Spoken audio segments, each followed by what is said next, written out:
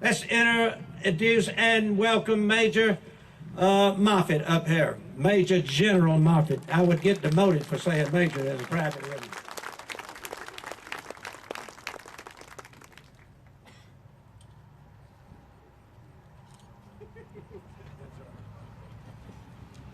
You think we should demote him to E1? We won't do that today. Good morning. It's a great day to be an American, and it's a great day to be in Yazoo City, Mississippi. As we used to say in the infantry, can I hear a resounding hooah? Great. We're glad to have the Patriot Guard Riders with us today. Let's give them a round of applause. Now, Governor, I'm supposed to mention you first. You're listed first in my speech, and if you get a Harley, you'll get first bid. Good. Well, I should have mentioned you first. I'm sorry. Governor Bryant, Congressman Harper, General Hammond, Mr. Ott, thank you for that kind introduction, and no offense taken. I was a major once when I used to work for a living. Vietnam veterans and families, Mr. Kobe Collins, President of the Yazoo County Board of Supervisors, distinguished guests, ladies and gentlemen, thank you for allowing me to speak to you on this memorable occasion. And thank you, Pat Brock. Where is Pat Brock? She's got to be around here somewhere because she put all this together. The chairman of the Yazoo Salutes the Troops Committee, let's give them a round of applause. I thank them for their efforts in bringing the moving wall to Yazoo County. And I particularly want to thank Bob and Amanda Bailey for their confidence in me by providing me this opportunity to speak to you today. To quote the Yazoo Herald, we owe it to those names, or those whose names are etched on that wall, to make sure we do it right.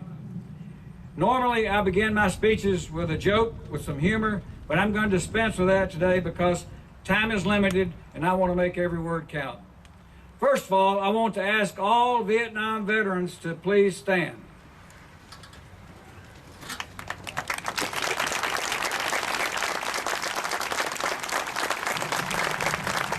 If you'll remain standing for just a minute, I've got something I want to say to you. For too many Vietnam veterans, you were not properly thanked for your service. And so I'm going to come around out from behind this podium for a minute. And this general just wants to say from my heart, and I get emotional about this, from my heart to your heart, thank you.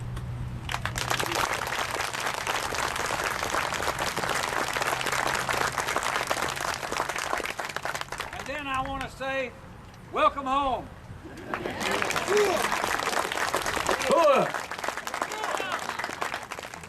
How do you spell hooah? If anybody knows that, Willie, do you know how to spell hooah?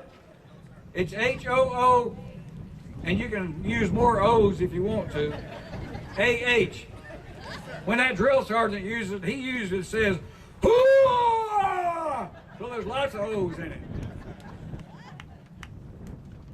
Although there were many failures during the Vietnam era by some politicians and military leaders, you Vietnam veterans were not one of those failures.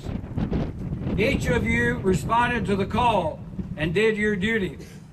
58,283 whose names appear on this wall did their duty, and they paid the ultimate sacrifice.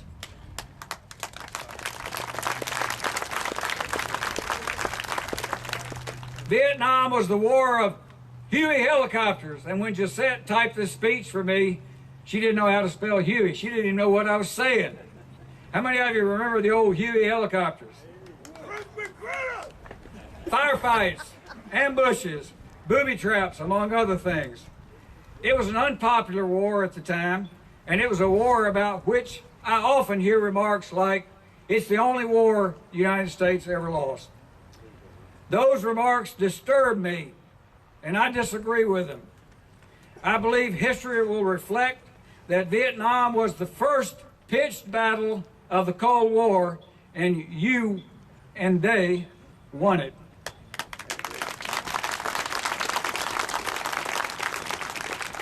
We often forget that in the 1960s we were living in the age of the Russian leader, Premier Nikita Khrushchev's remarks, "We communists will bury you," which led to the domino theory. We drew a line as a nation in the sand in Vietnam. And your valor and their valor on those battlefields forced the communists, including China, Russia, and North Vietnam, to pay such a high price in blood, equipment, and money that we as a nation did not have to fight other battles on other foreign fields.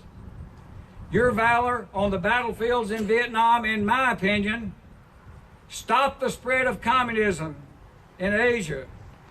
And you made President Reagan's remarks, which he made, "Mr. Gorbachev, tear down this wall," possible. To a significant extent, the Cold War was won and the Berlin Wall was torn down on the backs of your sacrifice in the jungles and rice paddies of Vietnam. And again, I just want to say thank you.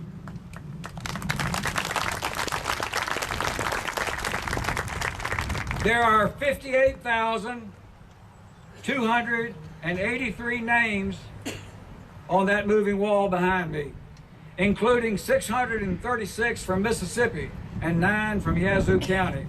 They are Specialist 5 James Landon, Corporal Peter Brown Cook Jr., Captain Ernest Pepper Gullidge Jr., Sergeant Harvey Harris Jr., PFC Willie Rogers Hornberger, Specialist 4 Howard Hamilton Nelson, Specialist 5 Earl M. Stanford, Sergeant Garrett Garland Sutton Jr., and Specialist 4 Sylvester Washington. Some of their family members are here today. Let's give them a round of applause.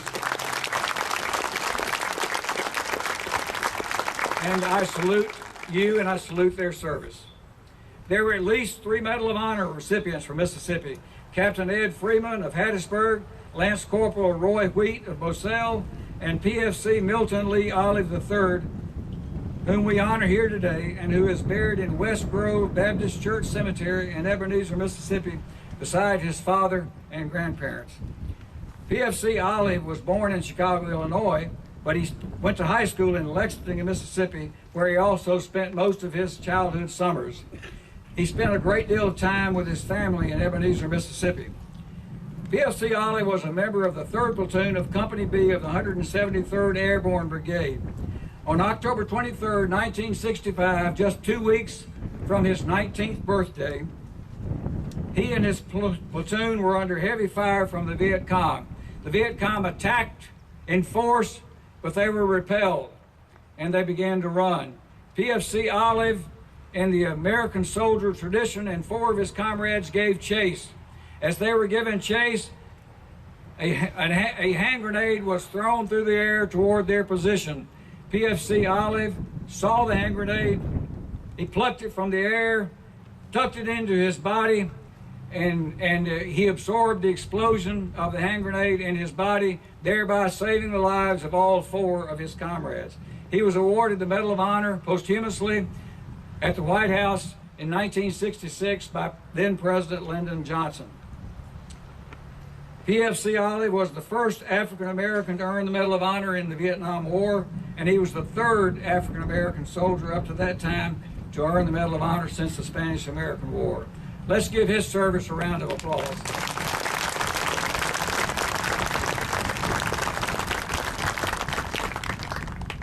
There were 760 Americans who became prisoners of war during Vietnam, 114 of whom died in captivity.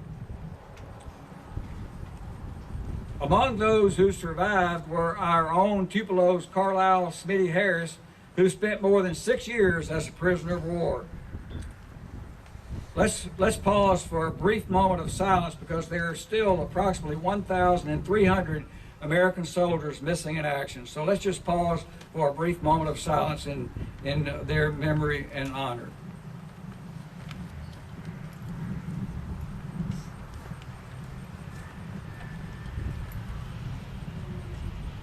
Amen. Bring them home. Amen. George Washington, in a letter to the New Jersey legislature, December 1st, 1789, said about American soldiers, "Their services were rendered without constraint, and the derangement of their affairs submitted to without dissatisfaction. It was a triumph of patriotism over personal considerations, and our present enjoyments of peace and freedom reward the sacrifice." And even as we gather here today to remember, we also gather to celebrate freedom. And I want to get your help in this next part of my speech. Is that okay? Can you do that? Yes, sir. Who? In the breast of the first American soldier to put on the uniform of the Continental Army sounded the refrain, "Let freedom ring." In the grim camp of Valley Forge, the crucible of our freedom, where 2,000 American soldiers died of exposure and starvation, the refrain echoed on. Let me hear it from you. "Let freedom ring." On the battlefields of Yorktown, New Orleans, and Buena Vista, the refrain sounded loud and clear. "Let freedom ring." Up San Juan Hill and in the Ardennes of World War I, American soldiers opposed tyranny to let freedom ring. On the beaches of Normandy, Midway, and Iwo Jima, the refrain sounded loud and clear. "Let freedom ring." At Incheon in Korea and in the streets of Seoul, the refrain sounded on. "Let freedom ring." Because of those who fought and died in Vietnam, the spread of communism was stopped, and in many countries, such as Thailand today, "Let freedom ring." Wherever people are free, there are always those who want to extinguish the light of freedom. But America's armed forces will ensure that it is never, never put out. The cowardly attack on America on September the 11th, 2001 was not just an attack on New York and the Pentagon. It was an assault on the ideals of America. It was an assault on our liberty, and it was an assault on our freedom.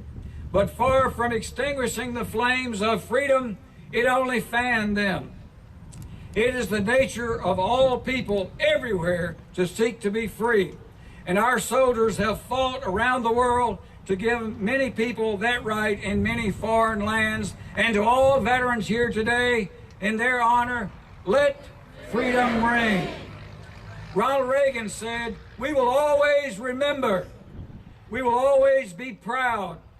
We will always be prepared, so we will always be free." America, America, from the forest of Maine to the fruit orchards of Washington, let freedom ring. From the cotton fields of Mississippi to the hills of Tennessee, let freedom ring. From the wheat fields of Kansas to the beaches of Florida, let freedom ring. From the streets of New York City to the mountains of Colorado, let freedom ring. From the Yazoo River to the plains of Texas, let freedom ring. From the graves of the more than 651,000 American soldiers from Concord to Kabul who have died for her, may we always hear the echo from their graves, "Let freedom ring."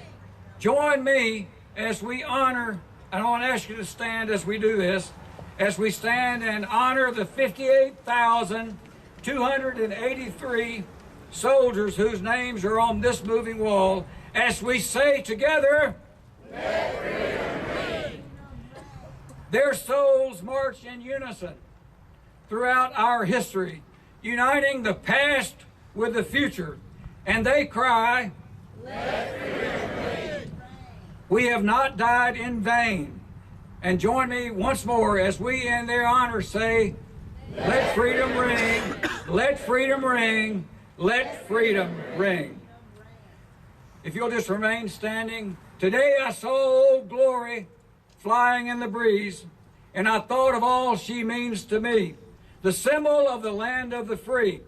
In her shade rest in peace those who died to see that all who live in her land shall be forever free.